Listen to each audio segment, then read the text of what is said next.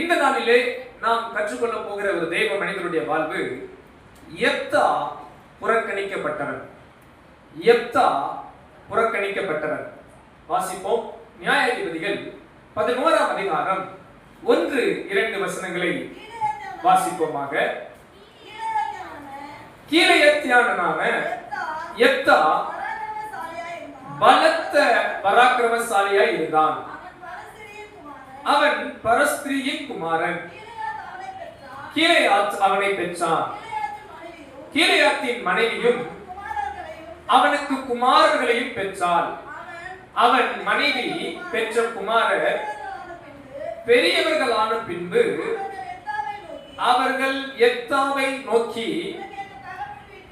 உனக்கு எங்கள் தகப்பன் வீட்டிலே சுதந்திரம் இல்லை, நீ அந்நிய ஸ்திரீயின் மகன் என்று சொல்லி அவனை துரத்தினார்கள். 3ஆம் வசனம் வாசிப்போம். அப்பொழுது யெப்தா தன் சகோதரரை விட்டு ஓடி போய் தோப் தேசத்திலே குடியிருந்தான். தீனரான மனுஷர் யெப்தாவோட கூடிக்கொண்டு அவனோட கூட யுத்தத்திற்கு போவார்கள். ஆமென் சொல்லுங்க. ஆமென். ஹல்லேலூயா. இந்த யெப்தா என்கிற இந்த மனிதன் தகப்பன் பெயர் கீலேயாத். அவனுடைய தாய் ஒரு பரஸ்திரி. ஆங்கிலத்தில் சொல்ல வேண்டும் என்றால் she is a prostitute. அவள் ஒரு பரஸ்திரியின் மகன். வேதம் சொல்லுகிறது யெப்தாவின் மனைவி என்று மனைவி இருந்திருக்கிறார்கள், அவர்கள் பிள்ளைகள் இருந்திருக்கிறார்கள்.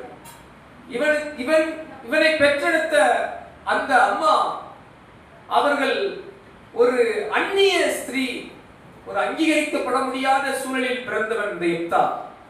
இவன் பெரியவனான போது கீலேயாத்துடைய உண்மை மனைவி பிள்ளைகள் எல்லாம் வளர்ந்த பின்பு இவனை துரத்தி விட்டார்கள். உனக்கு எங்களிடத்தில் பங்கு இல்லை, எங்களிடத்தில் சுதந்திரம் இல்லை என்று துரத்தி விட்டார்கள். வேதம் சொல்கிறது ஓடி போய்விட்டான். தன் சகோதரனை விட்டு ஓடி போய்விட்டான். அன்பானவர்களே, இந்த யெப்தாவின் வாழ்வை கொஞ்சம் சிந்தித்து பாருங்கள். அவனுடைய சூழலை கொஞ்சம் சிந்தித்து பாருங்கள். அவன் ஒரு புறக்கணிக்கப்பட்டவன், தன் சொந்த குடும்பத்தில் புறக்கணிக்கப்பட்டவன். அவனுடைய பேக்ரவுண்ட் வெளியே போய் சொல்ல முடியாது. அவன் தாய் தகப்பனை குறித்து வெளியே சொல்ல முடியாத ஒரு சூழல்.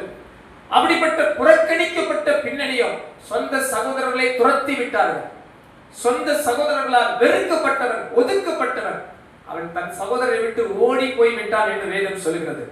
இப்படியாக ஒதுக்கப்பட்ட, புறக்கணிக்கப்பட்ட, துரத்தப்பட்ட இந்த ஒரு தேவ மனிதனை ஆண்டவர் ஒரு பெரிய நியாயாதிபதியாய் பயன்படுத்தினார். கரம் ஏற்றுராமேன் சொல்லுங்க. அல்லேலூயா. இந்த மாலை நேரத்தில் இந்த வார்த்தையை கேட்கிற அன்பான தேவ பிள்ளைகளே, உங்களை நான் தாழ்மையாய் உற்சாகப்படுத்துகிறேன். உங்க குடும்ப பின்னணியம் எப்படினாலும் இருக்கலாம், நீங்கள் வளர்ந்து வந்த சூழல்கள் எப்படி வேண்டுமானால் இருக்கலாம், உங்களுடைய பொருளாதார நிலைமைகள், உங்க குடும்ப பின்னணியத்தின் காரியங்கள், இல்லை நீங்கள் சந்தித்த பிரச்சனைகள், போராட்டங்கள், இப்படி பல காரியங்கள் நீங்கள் சொல்லலாம். என்னிடத்துல சொல்றதுக்கு நல்லதுன்னு ஒண்ணுமே இல்லை பாஸ்டர், எங்க குடும்ப பின்னணியத்தை நல்லதுன்னு சொல்றதுக்கு ஒண்ணும் இல்லை, என் பொருளாதாரம் நல்லதுன்னு சொல்றதுக்கு ஒண்ணும் இல்லை, என்கிட்ட நன்மை காண்பிக்க ஒன்றுமே இல்லை பாஸ்டர் என்ற நிலைமையில கூட நீங்க சொல்லலாம். ஆனால் இப்படி புறக்கணிக்கப்பட்ட யெப்தாவை தேவன் தலைவனாய் மாற்ற முடியும் என்றால், புறக்கணிக்கப்பட்ட யெப்தாவை ஒரு நியாயாதிபதியாய் கர்த்தர் உயர்த்த முடியும் என்றால், இந்த வார்த்தையை கேட்கிற ஒவ்வொருவரையும் ஆண்டவர் நிச்சயமாகவே உயர்த்தி ஆசீர்வதிக்க வல்லவராய் இருக்கிறார். விசுவாசிக்கிறவங்க ஆமென் சொல்லலாமா? அல்லேலூயா. இந்த யெப்தாவின் வாழ்விலிருந்து ஒரு 3 காரியங்களை உங்களுடன் வைக்க விரும்புகிறேன். இந்த புறக்கணிக்கப்பட்ட யெப்தாவை ஒரு நியாயாதிபதியாய் மாறி அவன் ஆசீர்வாதமாய் இருந்ததற்கான ஒரு 3 காரணங்கள் பார்க்கலாம். முதலாவது காரியம் பாருங்கள், 4ஆம் வசனத்திலிருந்து வாசிப்போம். நியாயாதிபதிகள் 11ஆம் அதிகாரம் 4ஆம் வசனத்திலிருந்து வாசிக்கலாமா? சில நாளைக்கு பின்பு அம்மோன் புத்திரர் இஸ்ரவேலின் மேல் யுத்தம் பண்ணினார்கள். அவர்கள் இஸ்ரவேலின் மேல் யுத்தம் பண்ணும்போது கீலேயாத்தின் மூப்பர் யெப்தாவை தோப் தேசத்திலிருந்து அழைத்து வர போய் யெப்தாவை நோக்கி, நீ வந்து நாங்கள் அம்மோன் புத்திரனோடு யுத்தம் பண்ண எங்கள் ஸ்தானாதிபதியாக இருக்க வேண்டும் என்றார்கள். கரம் ஏற்று ஆமென் சொல்லுங்க. அல்லேலூயா. அன்பானவர்களே, இந்த சூழலை கவனித்து பாருங்கள். எப்தா ஒரு பரஸ்திரியின் மகன், தன் சொந்த சகோதரர்களால் புறக்கணிக்கப்பட்டவன், துரத்தப்பட்டவன், ஒடுக்கப்பட்டவன். ஆனால் காலம் மாறுகிறது, சூழல் மாறுகிறது. இந்த புறக்கணிக்கப்பட்டவனை தேவன் தலைவனாய் உயர்த்துகிறார். கரம் ஏற்றுராமே சொல்லலாமா? ஹல்லேலூயா. இந்த புறக்கணிக்கப்பட்ட, ஒதுக்கப்பட்ட எப்தாவை இஸ்ரவேல் மூப்பர்கள் போய் யுத்தம் பண்ணுவதற்கு அழைக்கிறார்கள். நீர் வந்து எங்களுக்கு ஸ்தானாதிபதியா இருக்க வேண்டும். காரணம், அம்மோன் புத்திரர்கள் இஸ்ரவேல் மேல் படையெடுத்து வந்திருக்கிறார்கள். யுத்தத்துக்கு போவதற்கு ஆள் இல்லை, படையை நடத்துவதற்கு ஆள் இல்லை, ஒரு தலைவன் இல்லை. யார் இருக்கிறார் இங்கே தலைமை தாங்கி நடத்த, முன்னேறி சென்று நடத்த யார் இருக்கிறார் என்று பார்த்தபோது இந்த எப்தா புறக்கணிக்கப்பட்டவன் தான் அங்கே தலைவனாய் எழும்புகிறான். கரம் ஏற்றுராமை சொல்லுங்க அல்லேலூயா. அன்பானவர்களே, இந்த மாலை நேரத்துல மீண்டும் உங்களை உற்சாகப்படுத்துகிற காரியம் என்னவென்றால், நீங்கள் முன்னேறுவதற்கு உங்க குடும்ப பின்னணியும் ஒரு தடை அல்ல. நீங்கள் வெற்றி பெறுவதற்கு உங்களுடைய சூழல்கள் தடை அல்ல. யாரோ உங்களை ஒடுக்கினதால் நீங்கள் முன்னேற முடியாது என்று அர்த்தம் அல்ல. யாரோ உங்களை அவமானப்படுத்தினதால் நீங்கள் ஆசீர்வாதம் பெறுவதற்கு தடை அல்ல. இல்லை, யாரோ சொன்ன வார்த்தை, யாரோ ஒருவர் உங்க மேல் போட்ட வீண் பழிகள், இப்படி சூழ்நிலைகள் உங்கள் வெற்றியை தீர்மானிப்பது இல்லை. எத்தனை பேர் ஆமென் சொல்ல முடியும்? ஹல்லேலூயா சொல்லுங்க. என் குடும்ப பின்னணியும் என் வெற்றியை தீர்மானிப்பதில்லை. எந்த சூழ்நிலையும் என் வெற்றியை தீர்மானிப்பதில்லை.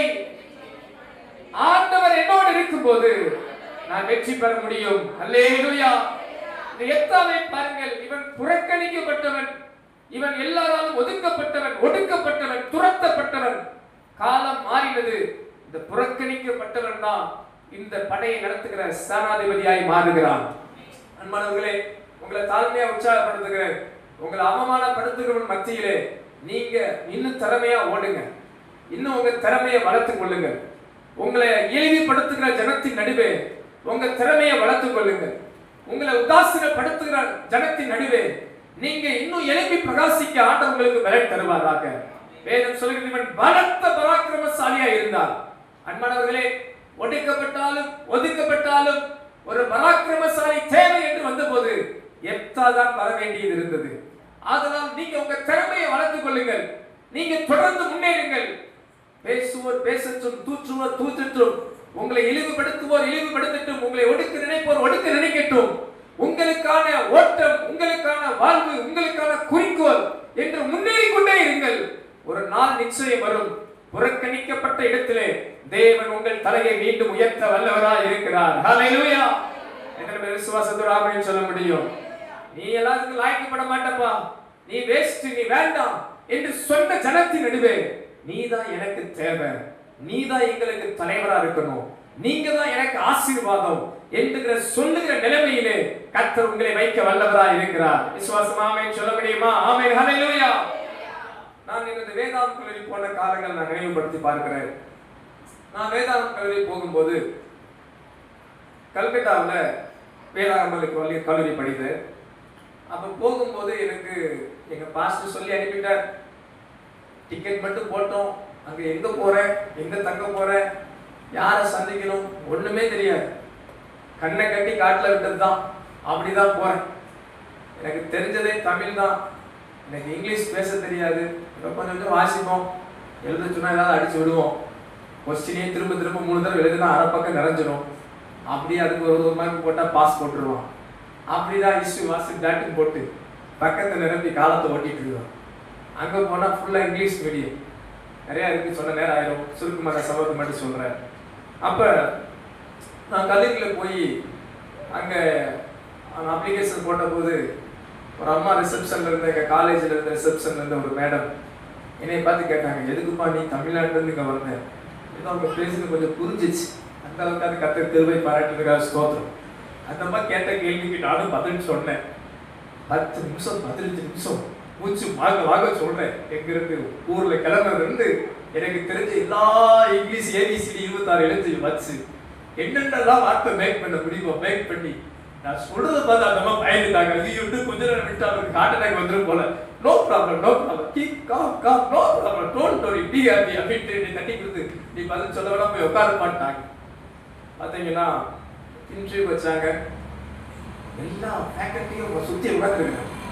சுற்றி உட்காந்து கூப்பிட்டு எல்லாம் வரிசை இன்டர்வியூ வைப்பாங்க. உங்கள் பேர் என்ன, எங்கள் ஊர், எதுக்கு வந்திருக்கிறீங்க, உங்கள் ஊழிய அழைப்பு என்ன, எதுக்காக பைபிள் காலேஜ் படிக்க நினைக்கிறீங்க, அப்படிலாம் கேள்வி கேட்பாங்க.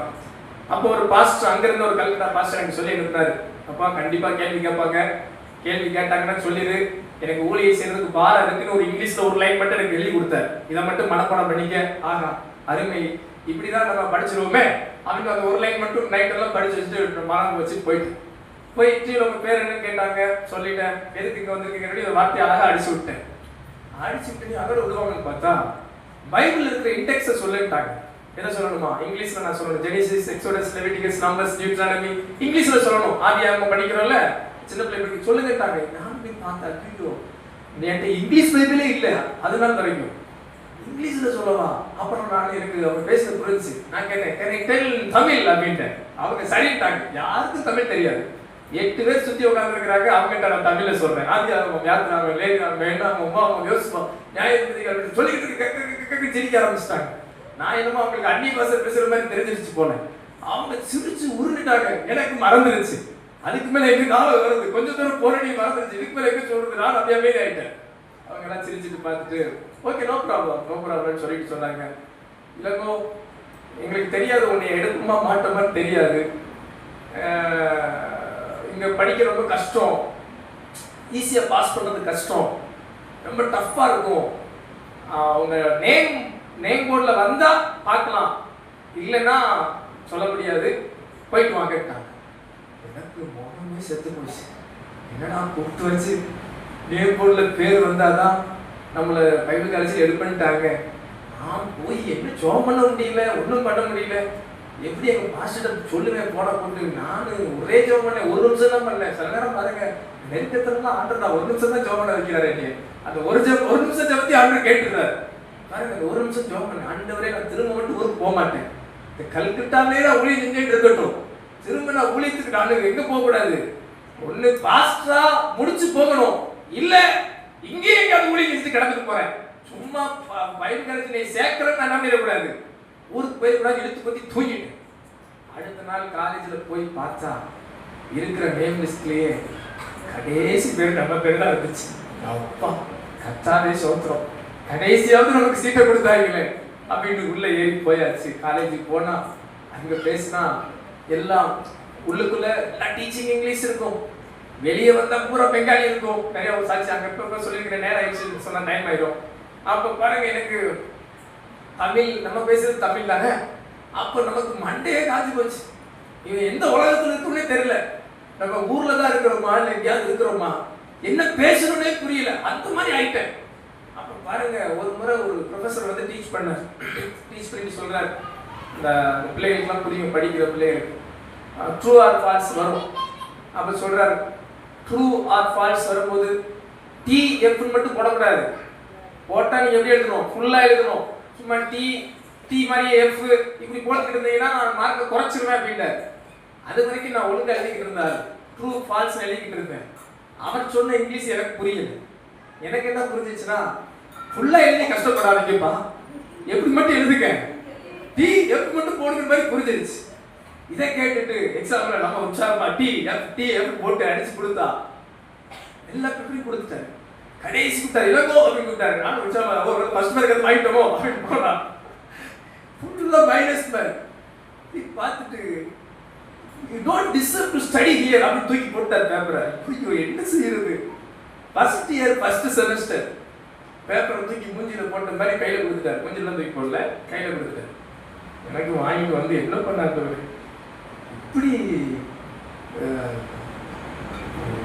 இல்லாத இருக்கணும், ஒன்றும் தெரியல, இது கூட தெரியலையே, நமக்கு கேவலம் இது கூட தெரியலையே, இது கூட தெரியலையே, அப்படி ஒரு உடைக்கப்பட்ட அனுபவம். ஒன்றும் இல்லையே, புறக்கணிக்கப்பட்டு நம்மள நாய்ப்படுவோமா, பாஸ் ஆகுமா, படிப்புமா, தேர்வுமா. இப்படிதான் காலங்கள் போச்சு. நான் தாழ்மையா தேவ சமூகத்தில் நான் சொல்றேன், ஆண்டவர் அந்த இடத்துல என் மேல கிருபையா இருந்தார். ஆண்டவரை நோக்கி நான் பார்த்தேன், ஜெபிச்சேன். முழங்காலிலேயே நான் வேதம் வாசிப்பேன். ஆண்டவர் கிருபையா ஃபர்ஸ்ட் இயர்லேயே நான் 3rd பிரைஸ் வந்தேன், 2nd இயரில் நான் தான் ஃபர்ஸ்ட் பிரைஸ் வந்தேன், 3rd இயரில் நான் தான் ஃபர்ஸ்ட் பிரைஸ் வந்தேன். 3 ஆண்டு நிறைவில் அவங்க மொத்த காலேஜ் மெடல் அவார்டு கொடுக்கும்போது நான் தான், என் கூட படித்தவங்கெல்லாம் நிறைய பேருடைய மதர் டங் இங்கிலீஷ், நிறைய பேர் பிஏ எம்ஏ இங்கிலீஷ் முடித்தவங்களாம் என் கூட படித்தாங்க. அவங்க மத்தியில் நான் தான் அகாடமிக்லேயே ஃபர்ஸ்ட் ப்ரைஸ் எடுக்க தேவன் கிருபை தந்தார். ஃபர்ஸ்ட் ப்ரைஸ் நான் வாங்கும்போது எங்கள் காலேஜில் இருக்க எல்லா ஃபேக்கல்ட்டிக்கும் ஒரு சர்ப்ரைஸ். அவங்க எல்லாம் கூப்பிட்டு சொன்னாங்க, வி நெவர் தாட் ஆஃப், நாங்கள் ஒருபோது நினைச்சு பார்க்கல, யூ ஆர் த நம்பர் 1 இந்த காலேஜ். யாருமே நினைச்சு பார்க்கல, யாருமே எதிர்பார்க்கல. நான் சொன்னேன் பார்த்தீங்களா, என் நிலைமையை சொன்னேன் பார்த்தீங்கன்னா, டிஎஃப் போட தெரியாத ஆள், ட்ரூ ஃபால்ஸ் எது தெரியாத ஆளாக இருந்தேன். புறக்கணிக்கப்பட்ட இடத்திலும் ஒதுக்கப்பட்ட இடத்திலும் நம்மை உயர்த்தக்கூடிய ஒரு தேவன் இருக்கிறார். இந்த மாநிலத்தில் நான் உங்களை உற்சாகப்படுத்துறேன். உலகம் உங்களை என்னன்னாலும் சொல்லட்டும், உங்கள் உலகத்தின் சூழல்கள் உங்களை எப்படினாலும் சொல்லட்டும், நீங்க புறக்கணிக்கப்பட்டவங்களா, ஒதுக்கப்பட்டவங்களா, இல்லை ஒடுக்கப்பட்டவங்களா, உங்க மேல வீண் பழிகள், அவதூறுகள், நீங்க முன்னேற முடியாது என்று 1000 சொல்லட்டும், ஆனால் புறக்கணிக்கப்பட்ட ஒருவனை உயர்த்த தேவன் வல்லவராய் இருக்கிறார். விசுவாசிக்கிறவங்க கரங்களை உயர்த்தி அல்லேலூயா சொல்லலாமா? ஹல்லேலூயா. இரண்டாவது ஒரு காரியம் பார்க்கலாம். எத்தாவின் வாழ்விலே நாம் கற்றுக்கொள்கிற காரியம், நியாயாதிபதிகள் 11ஆம் அதிகாரம் 7ஆம் வசனத்திலிருந்து பார்ப்போம் என்றால், அதற்கு எத்தா கீலேயாத்தின் மூப்பரை பார்த்து, நீங்கள் அல்லவா என்னை பகைத்து என் தகப்பன் வீட்டிலிருந்து என்னை துரத்தினவர்கள், இப்பொழுது உங்களுக்கு ஆபத்து நேரிட்டிருக்கிற சமயத்தில் நீங்கள் என்னிடத்தில் ஏன் வருகிறீர்கள் என்றான். அதற்கு கீலேயாத்தின் மூப்பர்கள் எப்தாவை நோக்கி, நீ எங்களுடனே கூட வந்து அம்மோன் புத்திரரோடு யுத்தம் பண்ணி கீலேயாத்தின் குடிகளாகிய எங்கள் அனைவர் மேலும் தலைவனாய் இருக்க வேண்டும், அதற்காக இப்பொழுது உன்னிடத்தில் வந்தோம் என்றார்கள். 9ஆம் வசனம், அதற்கு எப்தா அம்மோன் புத்திரரோடு யுத்தம் பண்ண நீங்கள் என்னை திரும்ப அழைத்து போன பின்பு கர்த்தர் அவர்களை என் முன்னிலையாய் ஒப்பு கொடுத்தால் என்னை உங்களுக்கு தலைவனாய் வைப்பீர்களா என்று கீலேயாத்தின் மூப்பரை கேட்டான். 10ஆம் வசனம் சொல்கிறது, கீலேயாத்தின் மூப்பர் எப்தாவை பார்த்து, நாங்கள் உன் வார்த்தையின்படியே செய்யாவிட்டால் கர்த்தர் நமக்கு நடுநின்று கேட்பாராக என்றார்கள். கரமையை ஆமென் சொல்லுங்க, அல்லேலூயா.